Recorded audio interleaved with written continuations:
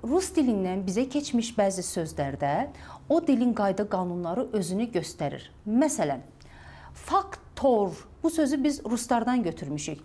Ana mənbəyi hara olursa olsun, məhz ruslardan götürmüşük. Rus dilində o hərfi vurğu qəbul eləyirsə, elə o kimi tələffüz edilir. Eləmirsə, ya I olur, ya da A olur. Məsələn, Moskva yazılır. Görürsünüz, biz Moskva demədiyimizə görə avtomatik onu Moskva eləyirik. Amma faktor sözündə isə I-laşdırırıq. Desək ki, bu böyük faktordur. Görürsünüz, necə kobud çıxır? Faktor daha yaxşı çıxır və ya E hərfi yenə də vurğu qəbul eləmirsə, əksər hallarda iyiləşir. Rus dilindən götürdüyümüz reaksiya sözünə baxın. Reaksiya desəm kobud çıxır. Reaksiya.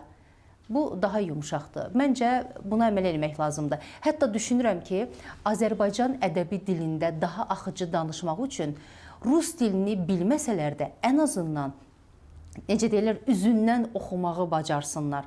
Sözləri o şəkildə daha yumşaq tələffüz edəcəklər.